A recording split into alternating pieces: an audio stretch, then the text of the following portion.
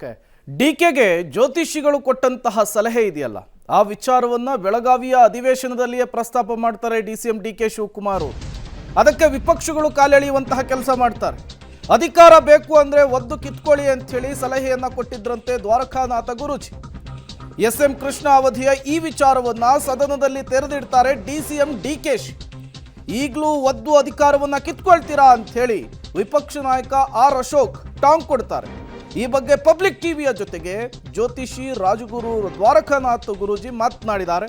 DK ಶಿವಕುಮಾರ್ಗೆ ಅವರು ಕೊಟ್ಟಂತಹ ಸಲಹೆಯ ವಿಚಾರಕ್ಕೆ ಸಂಬಂಧಪಟ್ಟಂತೆ ಮಾತನಾಡಿದ್ದಾರೆ. ಡಿಕೆ ಬಗ್ಗೆ ಜ್ಯೋತಿಷಿ ರಾಜಗುರು ದ್ವಾರಕಾನಾಥ್ ಅವರು ಭವಿಷ್ಯವನ್ನ ಹೇಳಿದ್ರಂತೆ. ಎಸ್ಎಂಕೆ ಅವಧಿಯಲ್ಲಿ ನಾನೇ ಡಿಕೆಗೆ ಸಲಹೆ ಕೊಟ್ಟಿದ್ದೆ ನಿಜ.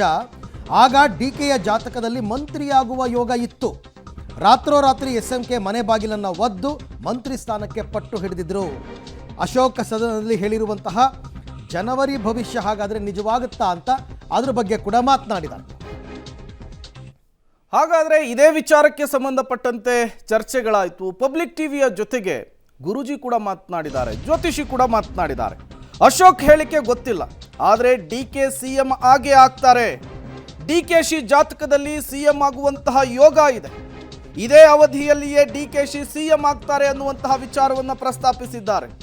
ದೈವ ಬಲಕ್ಕಾಗಿ ಪೂಜೆಯೂ ಕೂಡ ನಡೀತಾ ಇದೆ. ಸಂಕ್ರಾಂತಿಯ ಬಳಿಕ ಯಾವ ವಿದ್ಯಮಾನ ಬೇಕಾದರೂ ಕೂಡ ಆಗಬಹುದು ರಾಜ್ಯ ರಾಜಕಾರಣದಲ್ಲಿ. ಪಬ್ಲಿಕ್ ಟಿವಿಗೆ ಜ್ಯೋತಿಷಿ ರಾಜಗುರು ದ್ವಾರಕಾನಾಥ ಗುರೂಜಿ ಎಕ್ಸ್ಕ್ಲೂಸಿವ್ ಆಗಿ ಮಾತನಾಡಿರುವಂಥದ್ದು. ಡಿಕೆ ಶಿವಕುಮಾರ್ ಈ ಅವಧಿಯಲ್ಲಿಯೇ ಸಿಎಂ ಆಗ್ತಾರೆ ಅನ್ನುವಂತಹ ವಿಚಾರವನ್ನು ಕೂಡ ಪ್ರಸ್ತಾಪಿಸಿರುವಂಥದ್ದು. ಆಗಿರ್ತಕ್ಕಂಥ ಶಿವಕುಮಾರ್ ಅವರು ಏನು ಹೇಳಿದಾನೋ ಸತ್ಯವನ್ನು ಹೇಳಿದ್ದಾನೆ ಅಷ್ಟೇ. ಅವನು ಹೇಳಿದಷ್ಟು ಸತ್ಯವಾದ ಮಾತೆ.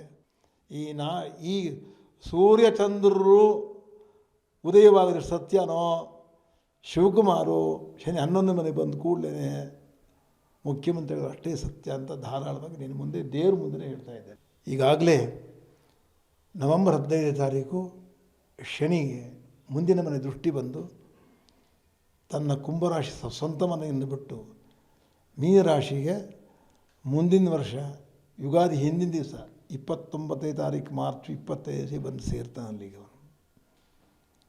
ಅದು ನಮ್ಮ ಶಿವಕುಮಾರಿಗೆ 11ನೇ ಮನೆ ಆಗುತ್ತೆ.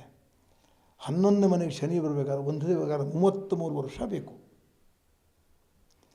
ಯಾರು ಬೇಕನ್ಲಿ ಬೇಡ ಅನ್ನಲಿ ಕೊಡ್ತೀನಿ ಕೊಡಲ್ಲ ಅನ್ನಲಿ ಒಂದು ಸತಿ 11ನೇ ಮನೆಗೆ ಬಂದರೆ ಈ ನಾಡು ಮುಖ್ಯಮಂತ್ರಿ ಹೇಗೆ ಆಗ್ತಾನೆ, ಒಳ್ಳೆ ರಾಜ್ಯ ಕಟ್ತಾನೆ. ಲಾಂಗ್ ವಿಷನ್ ಇದೆ ಅವನಿಗೆ.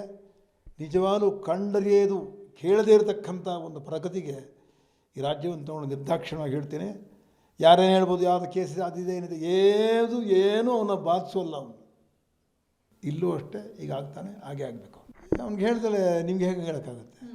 ಅವ್ನಿಗೆ ಹೇಳಿದ್ದೀನಿ ನೋಡಪ್ಪ, ಸುಸಂಸ್ಕೃತನಾಗಿ ನಿನ್ನ ವ್ಯಕ್ತಿತ್ವವನ್ನು ಬೆಳೆಸ್ಕೊಂಡು ನಿನ್ನ ಸುತ್ತಮುತ್ತ ಎಲ್ಲ ವಿದ್ಯಾವಂತರು, ರಿಸರ್ಚ್ ಮಾಡ್ತಕ್ಕಂಥವ್ರು, ಆಧ್ಯಾತ್ಮ ಇರ್ತಕ್ಕಂಥವ್ರು ಎಲ್ಲ ಸಜ್ಜನರನ್ನು ಬೆಳೆಸ್ಕೊಂಡು ಹೋಗಪ್ಪ ಮುಂದಕ್ಕೆ. ರಾಷ್ಟ್ರವನ್ನು ರಾಜ್ಯಗಳು ತುಂಬ ಕಷ್ಟ. ನೀವು ಯಾರಿದ್ದೀರ ನೋಡ್ತಿರ್ತಾರೆ. ಅದರಿಂದ ನಿನ್ನ ಬಳಗವನ್ನು ವಿಸ್ತಾರ ಮಾಡಿಕೊಂಡು ಮುಖ್ಯಮಂತ್ರಿ ಅಂದರೆ ಅದಕ್ಕೆ ತಕ್ಕನಾಗಿರಬೇಕು, ಅದನ್ನು ಬೆಳೆಸ್ಕೊಪ್ಪ ಅಂತ ನಾನು ಹೇಳಿದ್ದೀನಿ.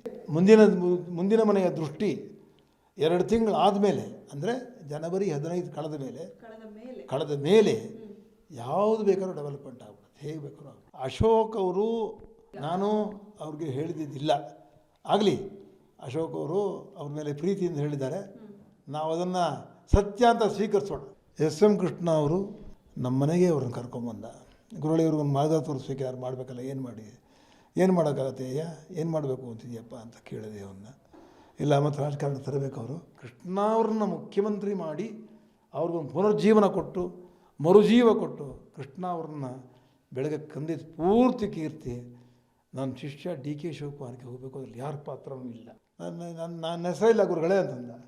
ನಿನ್ನ ಹೆಸರಿಲ್ಲ, ನಿನ್ನ ಹೆಸರು ಬಿಟ್ಟು ಕರ್ನಾಟಕದಲ್ಲಿ ಮಂತ್ರಿಮಂಡಲ ಹೆಂಗೆ ಸ್ಥಾಪನೆ ಆಗುತ್ತಯ್ಯ?